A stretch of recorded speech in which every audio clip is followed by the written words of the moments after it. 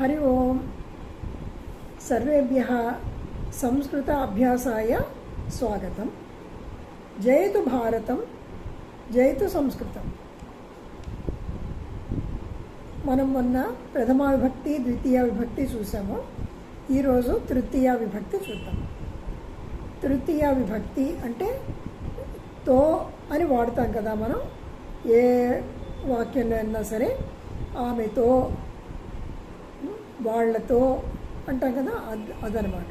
With అని అర్థం। తృతీయ విభక్తి అంటే విత్ అని అర్థం వస్తుంది। దానికి వాటికి కొన్ని వాక్యాలు చూద్దాము। రామేణ సీతా వనం గచ్చతి। రామేణ, రామః అన్నది పదం, రామఃకి రామేణ అంటే రాముడితో, సీతా వనం గచ్చతి అది ఇంకా మీరు మర్చిపోరు, మనకి ఎప్పటి నుంచో మనం అది చూస్తున్న వాక్యమే। రామేణ రామేణ సీతా వనం గచ్చతి। తర్వాత అహం చమసేన అన్నం ఖాదామి। చమసేన, చమసః చమసేన అన్నం ఖాదామి, అహం ఖాదామి। సహ చమసేన అన్నం ఖాదతి। సా చమసేన అన్నం ఖాదతి, చమసేన।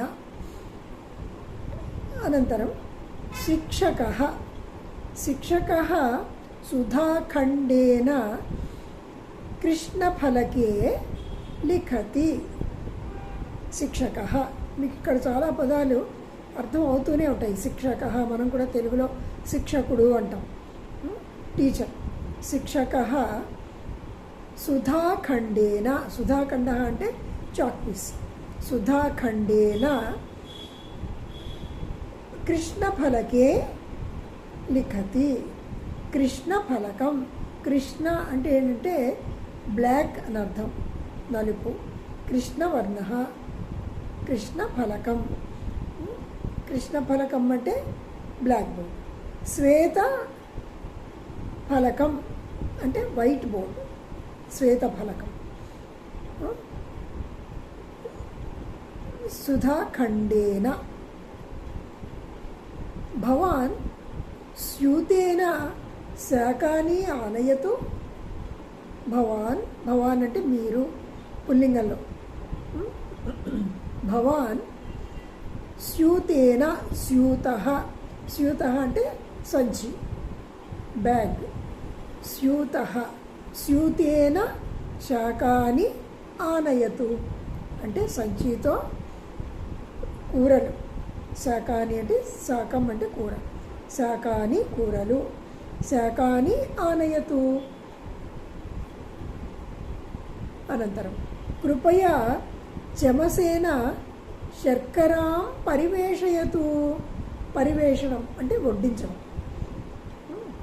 చమసేన అంటే చెంచాతో, చమసేన శర్కరాం, శర్కరాం అంటే చక్కెర, శర్కరాం పరివేషయతు, పరివేషణం, పరివేషయతు అంటే వడ్డించు। ఈ పదాలన్నీ మనకి వొకాబులరీ, బోడంత వొకాబులరీ మనకి ఇక్కడ నేర్చుకోవచ్చు। చిత్రకారः కూర్చేన చిత్రం లిఖతి। చిత్రకారः అంటే చిత్రకారుడు। కూర్చేన, కూర్చః, కూర్చః అంటే బ్రష్, కూర్చేన చిత్రం లిఖతి, లిఖతి అంటే వేస్తున్నాడు, బొమ్మలు వేస్తున్నాడు। నేను మళ్ళీ ఒకసారి రిపీట్ చేస్తూ ఉంటాను కొన్ని అవసరమైనప్పుడు। చిత్రకారः కూర్చేన చిత్రం లిఖతి। పాచకः కూష్మాండేన హల్వా కరోతి। పాచకः, పాచకः అంటే వంట చేసేవాడు, పాచకः। పాచకः కూష్మాండేన, కూష్మాండః అంటే గుమ్మడికాయ, కూష్మాండః, కూష్మాండేన హల్వా కరోతి। కరోతి అంటే చేస్తున్నాడు।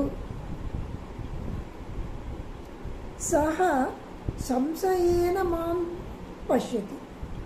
సంశయః అక్కడ పదం ఏమొస్తుంది, పుల్లింగ పదమే, అన్నీ కూడా పుల్లింగ పదాలే చెప్తున్నాను। సంశయః అవి కొన్ని తెలుసుకోండి. పుల్లింగం ఏది, స్త్రీలింగం ఏది ఎలా తెలుస్తుంది అని కొందరు అడుగుతుంటారు. ఇప్పుడు నేను చెప్తున్నవన్నీ కూడా పుల్లింగ పదాల్లో ఉన్నాయి. సహ పుల్లింగం. సంశయేన, సంశయ, సంశయం అని మనం తెలుగులో అంటాం కదా, అదే సంశయ. దాన్ని తృతీయ విభక్తి ఎలా వస్తుంది? సంశయేన మాం మాం పశ్యతి. మాం అంటే నన్ను చూస్తున్నాడు. సర్వదా ఆత్మవిశ్వాసేన కార్యం కరణీయం. సర్వదా ఆత్మవిశ్వాసేన, ఆత్మవిశ్వాసం ఉండాలి. మనం ఏ పని చేస్తున్నా కూడా దానికి సర్వదా ఎప్పుడు ఆత్మవిశ్వాసేన కార్యం కరణీయం, పని చెయ్యాలి. కరణీయం అంటే చేసి తీరాలి, చెయ్యాలి. కరణీయం.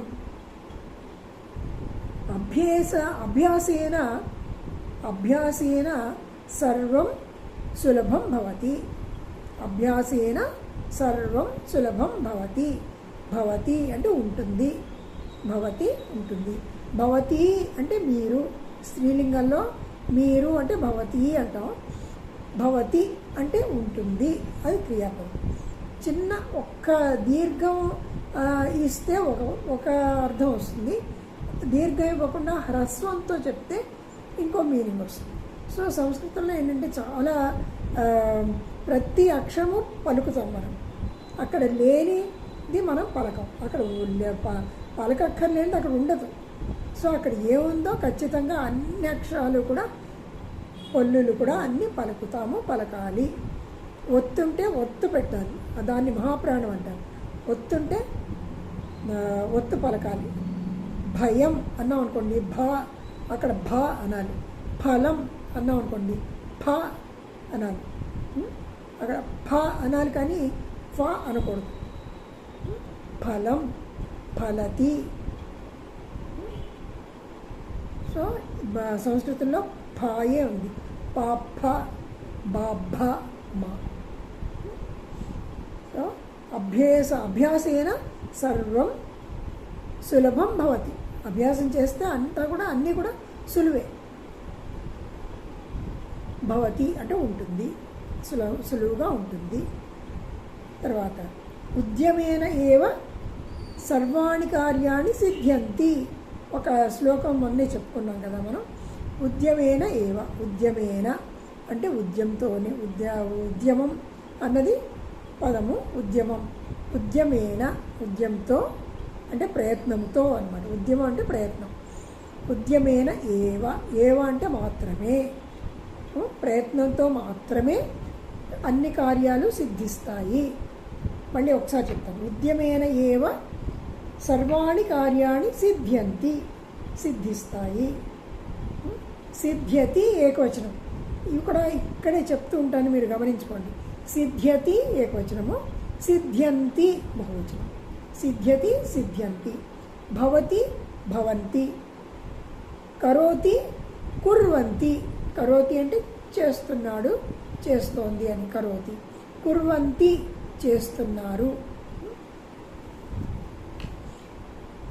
అహం చషకేన క్షీరం పిబామి.